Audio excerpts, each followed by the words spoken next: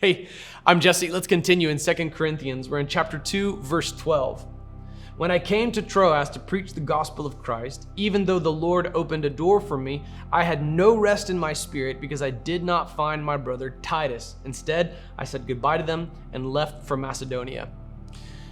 Paul reasoned that Titus would have had to pass through Troas and was trying to find him there. Paul had seen an open door to come to Troas and preach the gospel. All of this takes place across the backdrop of Acts chapter 20, wherein there is a church that's planted in the city of Troas, but he's unable to find Titus. You're going to learn more about this relationship between Paul and Titus when we study that eponymous epistle, the letter to Titus. Paul's proteges were numerous, but we know the most about Timothy and Titus. Timothy came from a background wherein his father was a Greek, and this created obstacles for him when ministering to men of the Jewish community. And Titus comes from a totally different approach, especially when it comes to the matters of circumcision. So Paul is in Troas. God opens a door. He's trying to preach the gospel, but in his heart, he's really just thinking about finding Titus. And so he actually forgoes the opportunity and he goes to Macedonia and he's looking for Titus. Now things will work out, and we'll learn more about that when we study the book of Titus. But what I admire about Paul is even in the midst of trying to find Titus, even in the midst of, actually in the background here, riots that are going on all around the biblical world in this context, Paul is focused on preaching the gospel while also looking after his own personal disciple, Titus. In every context, he's preaching the gospel. In every setting, he's focusing on the gospel of Jesus Christ. His heart is for the advancement of the gospel, but he's distracted and he actually passes up on an opportunity just to reconnect with Titus. How many people will be reached by Paul's mass gospel presentations in Troas? It could be thousands, right? And that's great. I mean, we can only speculate based on the population of Troas at the time. It's a very prominent port city, and it's a trade city, and so there's people coming and going.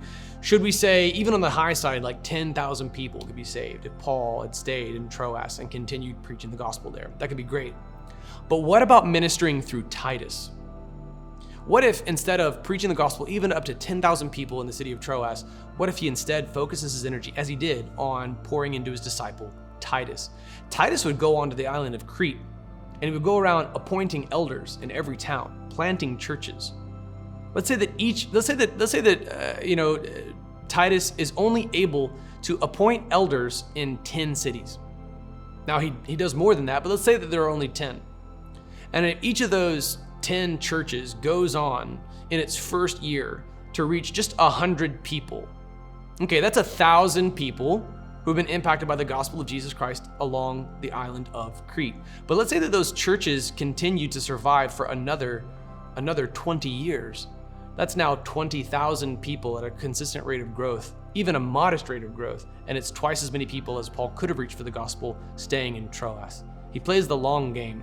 There's greater fruit to be born by pouring into someone else to do ministry than there is by taking the big speaking gig on yourself. In a book that is about the restoration of relationships, I think it's altogether appropriate. It's like Paul got invited to speak at the Exponential Church Planting Conference with a massive crowd of 10,000. But he's like, you know what? I gotta say goodbye because I'm still looking for my protege, Titus. And so instead he ministers through his protege. He forgoes on the big, giant conference with the nice green room with the delicious coffee and the Biscoff cookies because he's got to find Titus, because God's going to bear more fruit ultimately through Titus than he will through Paul's big speaking gig. What if the greatest ministry that God accomplishes through you doesn't come through your own individual ministry to others, or if you're a pastor, through your own platform? What if it comes through the people you equip for ministry and that you disciple? I love that this comes on the heels of Paul talking about showing forgiveness and grace within the body of believers. He's all about reconciling among Christians, and he's emphasizing that healthy relationship among Christians. He articulates his abundant love for this church. He focuses on forgiveness within the church, and now he's thinking about one member of a church, Titus. It's not about the big speaking gig for him. It's about his protege.